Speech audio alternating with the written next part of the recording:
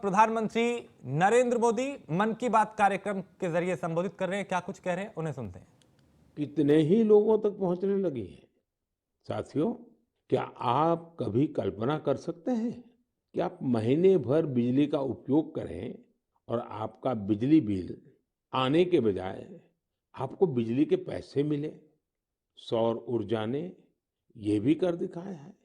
आपने कुछ दिन पहले देश के पहले सूर्य ग्राम गुजरात के मोढेरा की खूब चर्चा सुनी होगी।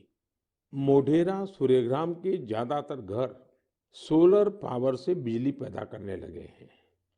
अब वहां के कई घरों में महीने के आखिर में बिजली का बिल नहीं आ रहा, बल्कि बिजली से कमाई का चेक आ रहा है।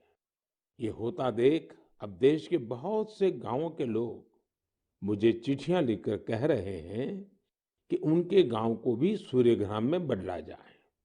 यानी वो दिन दूर नहीं जब भारत में सूर्य ग्रामों का निर्माण बहुत बड़ा जन आंदोलन बनेगा। और इसकी शुरुआत मोढेरा गांव के लोग कर ही चुके हैं। आइए मन की बात के श्रोताओं को भी मोढेरा के लोगों से मिलवाते हैं। हमारे साथ इस समय फोन लाइन पर जुड़े हैं श्रीमान बिपिन भाई पटेल। बिपिन भाई नमस्ते। देखिए, अब तो मोढेरा पूरे देश के लिए एक मॉडल के रूप में चर्चा में आ गया है। लेकिन जब आपको अपने रिश्तेदार परिचित सब बातें पूछते होंगे तो आप उनको क्या बताते हैं, क्या फायदा हुआ? सर, लोग हमारे को पूछते हैं तो हम कहते हैं कि हमारे जो बिजली बिल आता था, लाइट बिल, वो अभी 0 आ रहा है और कभी 70 रुपये आता है। पर लेकिन हमारे पूरे गांव में जो आर्थिक परिस्थिति है वो सुधर रही है। यानी एक प्रकार से पहले जो बिजली बिल की चिंता थी वो खत्म हो गई। हाँ सर, वो तो बात सही है सर। तो अभी तो कोई टेंशन नहीं पूरे गांव में। सब लोग को लग रहा है कि सर ने जो किया तो वो तो बहुत अच्छा किया है। वो खुश है सर, आनंदित हो रहे हैं सब। अब अपने घर में ही खुद ही बिजली का कारखाना के मालिक बन गए। खुद का अपना घर के छत पे बिजली बन रही है। हाँ, बात सही है सर। तो क्या ये बदलाव जो आया है उसकी गांव के लोगों पे क्या असर है? सर, वो पूरे गांव के लोग वो खेती कर रहे हैं तो फिर मेरे को बिजली की जो झंझट थी तो उसमें मुक्ति हो गई है। बिजली का बिल तो भरना नहीं है, निश्चित हो गए हैं सर। मतलब बिजली का बिल भी गया और सुविधा बढ़ गई। झंझट भी गया सर। और सब जब आप यहाँ आए थे और तो 3D शो जो यहाँ उद्घाटन किया तो इसके बाद तो मोढेरा गांव में 4 चांद लग गए सर। और वो जो सेक्रेटरी आए थे सर, जी जी। तो वो गांव फेमस हो गया सर। या यूएन के सेक्रेटरी जनरल, उनकी खुद की इच्छा थी। उन्होंने मुझे बड़ा आग्रह किया कि भाई इतना बड़ा काम किया है तो मैं वहां जाके देखना चाहता हूँ। चलिए बिपिन भाई, आपको और आपके गांव के सब लोगों को मेरी तरफ से बहुत बहुत शुभकामनाएं। और दुनिया आप में से प्रेरणा ले और ये सोलर एनर्जी का अभियान घर घर चले। ठीक है सर, वो हम लोगों को बताएंगे कि भाई सोलर लगवाओ, आपके पैसे से भी लगवाओ तो बहुत फायदा है। हाँ, लोगों को समझाइए। चलिए, बहुत बहुत शुभकामनाएं। धन्यवाद भैया। Thank you sir, thank you sir. मेरा जीवन धन्य हो गया आपसे बात करके। बिपिन भाई का बहुत बहुत धन्यवाद। आइए अब मोढेरा गांव में वर्षा बहन से भी बात करेंगे। हेलो, नमस्ते सर। नमस्ते नमस्ते। वर्षा बहन, कैसी हैं आप? हाँ, बहुत अच्छे हैं सर, आप कैसे हैं? मैं बहुत ठीक हूँ। हम धन्य हो गए सर आपसे बात करके। अच्छा वर्षा बहन, हाँ, आप मोढेरा में, आप तो एक तो फौजी परिवार से हैं। फौजी परिवार से हूँ मैं, आर्मी एक्समैन की वाइफ बोल रही हूँ सर। तो पहले हिंदुस्तान में कहाँ कहाँ जाने का मौका मिला आपको? मुझे राजस्थान में मिला, गांधीनगर में मिला, कटरा का जो जम्मू है वहाँ पर मिला मौका साथ में रहने का। बहुत सुविधा वहाँ पर मिल रही थी सर। और ये फौज में होने के कारण आप हिंदी भी बढ़िया बोल रही हो। हाँ, सीखा है सर। मुझे बताइए, मोढेरा में जो इतना बड़ा परिवर्तन आया, ये सोलर रूफटॉप प्लांट आपने लगवा दिया। जो शुरू में लोग कह रहे होंगे तब तो आपको मन में आया होगा ये क्या मतलब है, क्या कर रहे हैं, क्या होगा, ऐसे थोड़ी बिजली आती है, सब बातें हैं कि आपके मन में आई होगी। अब क्या अनुभव आ रहा है, इसका फायदा क्या हुआ है? बहुत सर, फायदा तो फायदा ही फायदा हुआ है सर। हमारे गांव में तो रोज दिवाली मनाई जाती है आपकी वजह से। 24 घंटे हमें बिजली मिल रही है, बिल तो आता ही नहीं है बिल्कुल। हमारे घर में हमने इलेक्ट्रिक सब चीजें घर में ला रखी है सर, सब यूज कर रहे हैं हम आपकी वजह से सर। बिल आता ही नहीं है तो हम फ्री माइंड से सब यूज कर सकते हैं ना। ये बात सही है, आपने बिजली का अधिकतम उपयोग करने के लिए भी मन बना लिया है। बना लिया सर, बना लिया। अभी हमें कोई दिक्कत ही नहीं है, हम फ्री माइंड से सब जो वॉशिंग मशीन है, एसी है, सब चला सकते हैं सर। और गांव के बाकी लोग भी खुश हैं इसके कारण। बहुत बहुत खुश है सर। अच्छा, ये आपके पतिदेव तो वहाँ सूर्य मंदिर में काम करते हैं, तो वहाँ वो जो लाइट शो हुआ, इतना बड़ा इवेंट हुआ, और अभी दुनिया भर के मेहमान आ रहे हैं। दुनिया भर के फॉरेनर आ सकते हैं और सर आपने वर्ल्ड में प्रसिद्ध कर दिया है हमारे गांव को। तो आपके पति को अब काम बढ़ गया होगा, इतने मेहमान वहाँ मंदिर में देखने के लिए आ रहे हैं। अरे कोई बात नहीं, जितना भी काम बढ़े सर, कोई बात नहीं, इसकी हमें कोई दिक्कत नहीं है हमारे पति को। बस आप विकास करते जाओ हमारे गांव का। अब गांव का विकास तो हम सबको मिल करके करना है। हाँ हाँ सर, हम आपके साथ हैं। और मैं तो मोढेरा के लोगों का अभिनंदन करूंगा, क्योंकि गांव ने इस योजना को स्वीकार किया और उनको विश्वास हो गया कि हाँ, हम अपने घर में बिजली बना सकते हैं। 24 घंटे सर हमारे घर में बिजली आती है और हम बहुत खुश हैं। चलिए, मेरी आपको बहुत शुभकामनाएं हैं। जो पैसे बचे हैं, इसका बच्चों के भलाई के लिए उपयोग कीजिए। उन पैसों का उपयोग अच्छा हो ताकि आपका जीवन को फायदा हो। मेरी आपको बहुत शुभकामनाएं हैं। और सब मोढेरा वालों को मेरे नमस्कार। साथियों, वर्षाबेन और विपिन भाई ने जो बताया है, वो पूरे देश के लिए, गांवों शहरों के लिए एक प्रेरणा है। मोढेरा का ये अनुभव पूरे देश में दोहराया जा सकता है। सूर्य की शक्ति अब पैसे भी बचाएगी और आय भी बढ़ाएगी। जम्मू कश्मीर के श्रीनगर से एक साथी हैं, मंजूर अहमद लईवाल। कश्मीर में सर्दियों के कारण बिजली का खर्च काफी होता है। इसी कारण मंजूर जी का बिजली का बिल भी 4,000 रुपये से ज्यादा आता था। लेकिन जब से मंजूर जी ने अपने घर पर सोलर रूफटॉप प्लांट लगवाया है, उनका खर्च आधे से भी कम हो गया है। ऐसे ही ओडिशा की एक बेटी कुन्नी देवरी सौर ऊर्जा को अपने साथ साथ दूसरी महिलाओं के रोजगार का माध्यम बना रही है। कुन्नी ओडिशा के केंदुझर जिले के करदापाल गांव में रहती है। वो आदिवासी महिलाओं को सोलर से चलने वाली रीलिंग मशीन पर सिल्क की कताई की ट्रेनिंग देती है। सोलर मशीन के कारण इन आदिवासी महिलाओं पर बिजली के बिल का बोझ नहीं पड़ता और उनकी आमदनी हो रही है। यही तो सूर्यदेव की सौर ऊर्जा का वरदान ही तो है। वरदान और प्रसाद तो जितना विस्तार हो उतना ही अच्छा होता है। इसलिए मेरी आप सबसे प्रार्थना है, आप भी इसमें जुड़े और दूसरों को भी जोड़े। मेरे प्यारे देशवासियों, अभी मैं आपसे सूरज की बातें कर रहा था। अब मेरा ध्यान स्पेस की तरफ जा रहा है। वो इसलिए क्योंकि हमारा देश सोलर सेक्टर के साथ ही स्पेस सेक्टर में भी कमाल कर रहा है। पूरी दुनिया आज भारत की उपलब्धियां देखकर हैरान है। इसलिए मैंने सोचा मन की बात के श्रोताओं को ये बताकर मैं उनकी भी खुशी बढ़ाऊं। साथियों, अब से कुछ दिन पहले आपने देखा होगा, भारत ने एक साथ 36 सैटेलाइट्स को अंतरिक्ष में स्थापित किया है।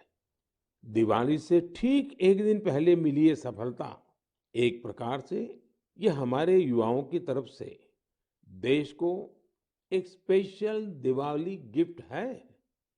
इस लॉन्चिंग से कश्मीर से कन्याकुमारी और कच्छ से कोहिमा तक पूरे देश में डिजिटल कनेक्टिविटी को और मजबूती मिलेगी।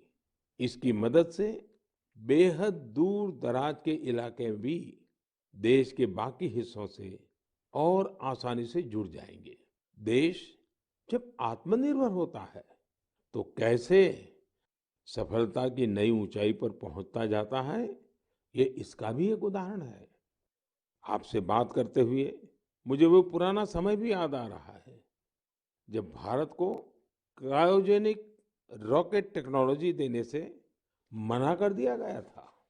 लेकिन भारत के वैज्ञानिकों ने ना सिर्फ स्वदेशी टेक्नोलॉजी विकसित की, बल्कि आज इसकी मदद से एक साथ दर्जनों सैटेलाइट्स अंतरिक्ष में भेज रहा है। इस लॉन्चिंग के साथ भारत ग्लोबल कॉमर्शियल मार्केट में एक मजबूत प्लेयर बनकर उभरा है। इससे अंतरिक्ष के क्षेत्र में भारत के लिए अवसरों के नए द्वार भी खुले हैं। साथियों, विकसित भारत का संकल्प लेकर चल रहा हमारा देश सबका प्रयास से ही अपने लक्ष्यों को प्राप्त कर सकता है। भारत में पहले स्पेस सेक्टर सरकारी व्यवस्थाओं के दायरे में ही सिमटा हुआ था। जब ये स्पेस सेक्टर भारत के युवाओं के लिए, भारत के प्राइवेट सेक्टर के लिए खोल दिया गया, तब से इसमें क्रांतिकारी परिवर्तन आने लगे हैं। भारतीय इंडस्ट्री और स्टार्टअप्स इस क्षेत्र में नए नए इनोवेशंस और नई नई टेक्नोलॉजी लाने में जुटे हैं। विशेषकर इन स्पेस के सहयोग से इस क्षेत्र में बड़ा बदलाव होने जा रहा है। इन स्पेस के जरिए गैर सरकारी कंपनियों को भी अपने पेलोड्स और सैटेलाइट लॉन्च करने की सुविधा मिल रही है। मैं अधिक से अधिक स्टार्टअप्स और इनोवेटर्स से आग्रह करूंगा कि वे स्पेस सेक्टर में भारत में बन रहे इन बड़े अवसरों का पूरा लाभ उठाएं। मेरे प्यारे देशवासियों, जब स्टूडेंट्स की बात आए, युवा शक्ति की बात आए, नेतृत्व शक्ति की बात आए, तो हमारे मन में घिसी पीटी पुरानी बहुत सारी धारणाएं घर कर गई है। कई बार हम देखते हैं कि जब स्टूडेंट पावर की बात होती है तो इसको छात्र संघ चुनावों से जोड़कर उसका दायरा सीमित कर दिया जाता है। लेकिन स्टूडेंट पावर का दायरा बहुत बड़ा है, बहुत विशाल है। स्टूडेंट पावर भारत को पावरफुल बनाने का आधार है। आखिर आज जो युवा है वही तो भारत को 2047 तक लेकर जाएंगे। जब भारत शताब्दी मनाएगा, युवाओं की ये शक्ति, उनकी मेहनत, उनका पसीना, उनकी प्रतिभा भारत को उस ऊंचाई पर लेकर जाएगी जिसका संकल्प देश आज ले रहा है। हमारे आज के युवा जिस तरह देश के लिए काम कर रहे हैं, नेशन बिल्डिंग में जुट गए हैं, वो देखकर मैं बहुत भरोसे से भरा हुआ हूँ। जिस तरह हमारे युवा हैकेथॉन्स में प्रॉब्लम सॉल्व करते हैं, रात रात भर जागकर घंटों काम करते हैं, वो बहुत ही प्रेरणा देने वाला है। बीते वर्षों में हुए हैकाथॉन्स ने देश के लाखों युवाओं ने मिलकर बहुत सारे चैलेंजेस को निपटाया है, देश को नए सॉल्यूशंस दिए हैं। साथियों, आपको याद होगा मैंने लाल किले से जय अनुसंधान का आह्वान किया था। मैंने इस दशक को भारत का टेकेड बनाने की बात भी कही थी। मुझे ये देखकर बहुत अच्छा लगा, इसकी कमान हमारी आईआईटीज के स्टूडेंट्स ने भी संभाल ली है। इसी महीने 14-15 अक्टूबर को सभी 23 आईआईटीज अपने इनोवेशंस और रिसर्च प्रोजेक्ट को प्रदर्शित करने के लिए पहली बार एक मंच पर आए। इस मेले में देश भर से चुनकर आए स्टूडेंट्स और रिसर्चर्स, उन्होंने 75 से अधिक बेहतरीन प्रोजेक्ट्स को प्रदर्शित किया। Health care, agriculture, robotics, semiconductors, 5G communications, ऐसी ढेर सारी थीम्स पर ये प्रोजेक्ट बनाए गए थे। वैसे तो ये सारे ही प्रोजेक्ट एक से बढ़कर एक थे, लेकिन मैं कुछ प्रोजेक्ट्स के बारे में आपका ध्यान आकर्षित करना चाहता हूँ। जैसे आईआईटी भुवनेश्वर की एक टीम ने नवजात शिशुओं के लिए पोर्टेबल वेंटिलेटर विकसित किया है। ये बैटरी से चलता है और इसका उपयोग दूर दराज के क्षेत्रों में आसानी से किया जा सकता है। ये उन बच्चों का जीवन बचाने में बहुत मददगार साबित हो सकता है जिनका जन्म तय समय से पहले हो जाता है।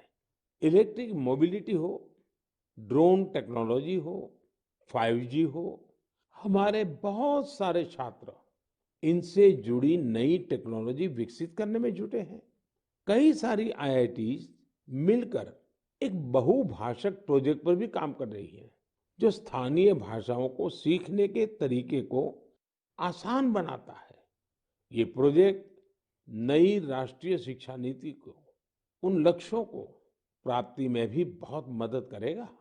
आपको ये जानकर भी अच्छा लगेगा कि आईआईटी मद्रास और आईआईटी कानपुर ने भारत के स्वदेशी 5G टेस्ट बेड को तैयार करने में अग्रणी भूमिका निभाई है।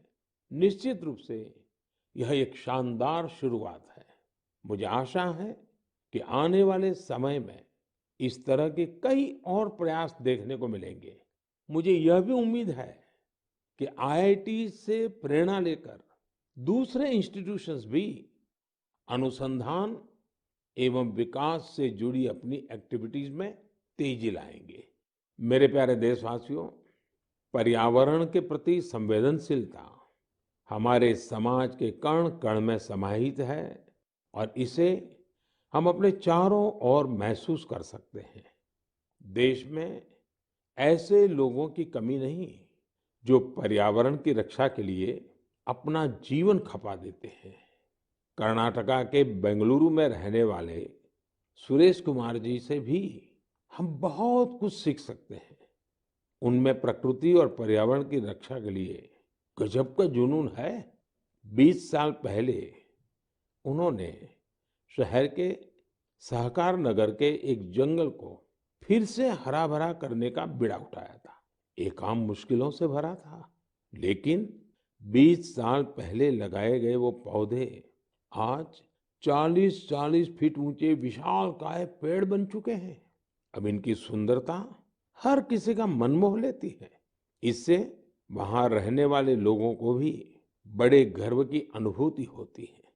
सुरेश कुमार जी और एक अद्भुत काम भी करते हैं। उन्होंने कन्नड़ा भाषा और संस्कृति को बढ़ावा देने के लिए सहकार नगर में एक बस शेल्टर भी बनाया है। वो सैकड़ों लोगों को कन्नड़ा में लिखी ब्रास प्लेट्स भी भेंट कर चुके हैं।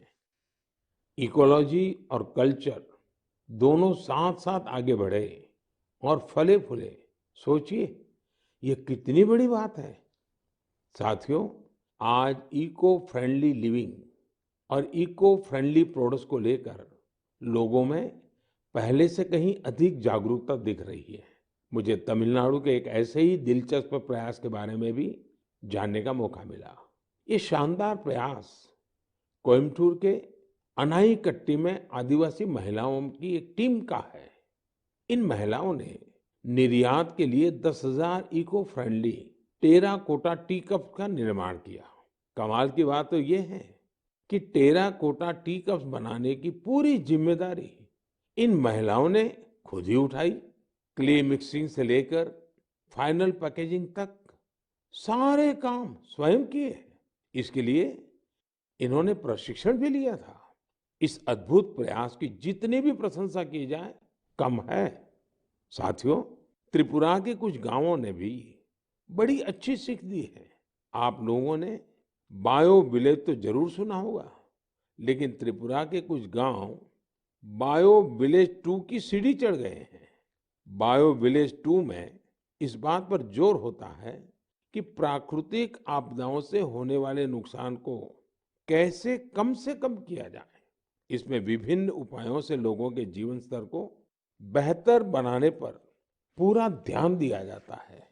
Solar energy, biogas, bee keeping और बायो फर्टिलाइजर, इन सब पर पूरा फोकस रहता है। कुल मिलाकर अगर देखें तो जलवायु परिवर्तन के खिलाफ अभियान को बायो विलेज 2 बहुत मजबूती देने वाला है। मैं देश के अलग अलग हिस्सों में पर्यावरण संरक्षण को लेकर बढ़ रहे उत्साह को देखकर बहुत ही खुश हूं। कुछ दिन पहले ही भारत में पर्यावरण की रक्षा के लिए समर्पित मिशन लाइफ को भी लॉन्च किया गया है। मिशन लाइफ का सीधा सिद्धांत है ऐसी जीवन शैली, ऐसी लाइफस्टाइल को बढ़ावा जो पर्यावरण को नुकसान न पहुंचाए। मेरा आग्रह है कि आप भी मिशन लाइफ को जानिए, उसे अपनाने का प्रयास कीजिए। साथियों, कल 31 अक्टूबर को राष्ट्रीय एकता दिवस है। सरदार वल्लभ भाई पटेल जी की जन्म जयंती का पुण्य अवसर है। इस दिन देश के कोने कोने में रन फॉर यूनिटी का आयोजन किया जाता है। ये दौड़ देश में एकता के सूत्र को मजबूत करती है, हमारे युवाओं को प्रेरित करती है। अब से कुछ दिन पहले ऐसी ही भावना हमारे राष्ट्रीय खेलों के दौरान भी देखी है।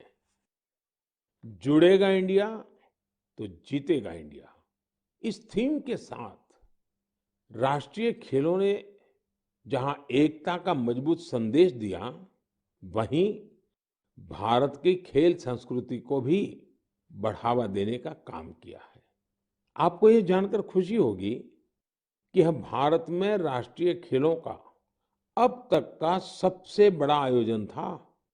इसमें 36 खेलों को शामिल किया गया, जिसमें 7 नई और 2 स्वदेशी स्पर्धा योगासन और मलखंब भी शामिल रही। गोल्ड मेडल जीतने में सबसे आगे जो 3 टीमें रही, वे हैं सर्विसेज की टीम, महाराष्ट्र और हरियाणा की टीम। इन खेलों में 6 नेशनल रिकॉर्ड्स और करीब करीब 60 नेशनल गेम्स रिकॉर्ड्स भी बने। मैं पदक जीतने वाले, नए रिकॉर्ड बनाने वाले, इस खेल प्रतियोगिता में हिस्सा लेने वाले सभी खिलाड़ियों को बहुत बहुत बधाई देता हूं। मैं इन खिलाड़ियों के सुनहरे भविष्य की कामना भी करता हूं। साथियों, मैं उन सभी लोगों की भी हृदय से प्रशंसा करना चाहता हूं जिन्होंने गुजरात में हुए राष्ट्रीय खेलों के सफल आयोजन में अपना योगदान दिया। आपने देखा है कि गुजरात में तो राष्ट्रीय खेल नवरात्रि के दौरान हुए।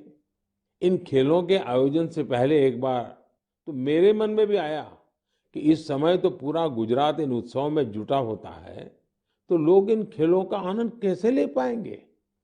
इतनी बड़ी व्यवस्था और दूसरी तरफ नवरात्रि के गरबा वगैरह का इंतजाम, ये सारे काम गुजरात एक साथ कैसे कर लेगा। लेकिन गुजरात के लोगों ने अपने आतिथ्य सत्कार से सभी मेहमानों को खुश कर दिया। अहमदाबाद में नेशनल गेम्स के दौरान जिस तरह कला, खेल और संस्कृति का संगम हुआ, वह उल्लास से भर देने वाला था। खिलाड़ी भी दिन में जहां खेल में हिस्सा लेते थे, वही शाम को वे गरबा और डांडिया के रंग में डूब जाते थे। उन्होंने गुजराती खाना और नवरात्रि की तस्वीरें भी सोशल मीडिया पर खूब शेयर की। ये देखना हम सभी के लिए बहुत ही आनंददायक था। आखिरकार इस तरह के खेलों से भारत की विविध संस्कृतियों के बारे में भी पता चलता है। ये एक भारत श्रेष्ठ भारत की भावना को भी उतना ही मजबूत करते हैं। मेरे प्यारे देशवासियों, नवंबर महीने में 15 तारीख को हमारा देश जनजातीय गौरव दिवस मनाएगा। आपको याद होगा, देश ने पिछले साल भगवान बिरसा मुंडा की जन्म जयंती के दिन आदिवासी विरासत और गौरव को सेलिब्रेट करने के लिए ये शुरुआत की थी। भगवान बिरसा मुंडा ने अपने छोटे से जीवन काल में अंग्रेजी हुकूमत के खिलाफ लाखों लोगों को एकजुट कर दिया था। उन्होंने भारत की आजादी और आदिवासी संस्कृति की रक्षा के लिए अपना जीवन बलिदान कर दिया था। ऐसा कितना कुछ है जो हम धरती आबा बिरसा मुंडा से सीख सकते हैं। साथियों, जब धरती आबा बिरसा मुंडा की बात आती है, छोटे से उनके जीवन काल की तरफ नजर करते हैं, आज भी हम उसमें से बहुत कुछ सीख सकते हैं। और धरती आबा ने तो कहा था, ये धरती हमारी है, हम इसके रक्षक हैं। उनके इस वाक्य में मातृभूमि के लिए कर्तव्य भावना भी है और पर्यावरण के लिए हमारे कर्तव्यों का एहसास भी है। उन्होंने हमेशा इस बात पर जोर दिया था कि हमें हमारी आदिवासी संस्कृति को भूलना नहीं है, उससे रत्ती भर भी दूर नहीं जाना है। आज भी हम देश के आदिवासी समाजों से प्रकृति और पर्यावरण को लेकर बहुत कुछ सीख सकते हैं। साथियों, पिछले साल भगवान बिरसा मुंडा की जयंती के अवसर पर मुझे रांची के भगवान बिरसा मुंडा म्यूजियम के उद्घाटन का सौभाग्य प्राप्त हुआ था। मैं युवाओं से आग्रह करना चाहूंगा कि उन्हें जब भी समय मिले वे इसे देखने जरूर जाएं। मैं आपको ये भी बताना चाहता हूं कि 1 नवंबर यानी परसों मैं गुजरात राजस्थान के बॉर्डर पर मौजूदा मानगढ़ में रहूंगा। भारत के स्वतंत्रता संग्राम और हमारी समृद्ध आदिवासी विरासत में मानगढ़ का बहुत ही विशिष्ट स्थान रहा है। यहाँ पर नवंबर 1913 में एक भयानक नरसंहार हुआ था, जिसमें अंग्रेजों ने स्थानीय आदिवासियों की निर्ममता पूर्वक हत्या कर दी थी। बताया जाता है कि इस नरसंहार में 1000 से अधिक आदिवासियों को अपनी जान गंवानी पड़ी थी। इस जनजातीय आंदोलन का नेतृत्व गोविंद गुरु जी ने किया था, जिनका जीवन हर किसी को प्रेरित करने वाला है। आज मैं उन सभी आदिवासी शहीदों और गोविंद गुरु जी के अदम्य साहस और शौर्य को नमन करता हूँ। हम इस अमृत काल में भगवान बिरसा मुंडा, गोविंद गुरु और अन्य स्वतंत्र सेनानियों के आदर्शों का जितनी निष्ठा से पालन करेंगे, हमारा देश उतनी ही ऊंचाइयों को छुएगा। मेरे प्यारे देशवासियों, आने वाली 8 नवंबर को गुरुपुरब है। गुरु नानक जी का प्रकाश पर्व जितना हमारी आस्था के लिए महत्वपूर्ण है, उतना ही हमें इससे सीखने को भी मिलता है। गुरु नानक देव जी ने अपने पूरे जीवन मानवता के लिए प्रकाश फैलाया। पिछले कुछ वर्षों में देश ने गुरुओं के प्रकाश को जन जन तक पहुंचाने के लिए अनेकों प्रयास किए हैं। हमें गुरु नानक देव जी का 550वां प्रकाश पर्व देश और विदेश में व्यापक स्तर पर मनाने का सौभाग्य मिला था। दशकों के इंतजार के बाद करतारपुर साहिब कॉरिडोर का निर्माण होना भी उतना ही सुखद है। कुछ दिन पहले ही मुझे हेमकुंड साहिब के लिए रोपवे के शिलान्यास का भी सौभाग्य मिला है। हमें हमारे गुरुओं के विचारों से लगातार सीखना है, उनके लिए समर्पित रहना है। इसी दिन कार्तिक पूर्णिमा का भी है। इस दिन हम तीर्थों में, नदियों में स्नान करते हैं, सेवा और दान करते हैं। मैं आप सभी को इन पर्वों की हार्दिक बधाई देता हूं। आने वाले दिनों में कई राज्य अपने राज्य दिवस भी मनाएंगे। आंध्र प्रदेश अपना स्थापना दिवस मनाएगा, केरला पिरावी मनाया जाएगा, कर्नाटका राज्योत्सव मनाया जाएगा। इसी तरह मध्य प्रदेश, छत्तीसगढ़ और हरियाणा भी अपने राज्य दिवस मनाएंगे। मैं इन सभी राज्यों के लोगों को शुभकामनाएं देता हूं। हमारे सभी राज्यों में एक दूसरे से सीखने की, सहयोग करने की और मिलकर काम करने की स्पिरिट जितनी मजबूत होगी, देश उतना ही आगे जाएगा। मुझे विश्वास है हम इसी भावना से आगे बढ़ेंगे। आप सब अपना ख्याल रखिए, स्वस्थ रहिए। मन की बात की अगली मुलाकात तक के लिए मुझे आज्ञा दीजिए। नमस्कार।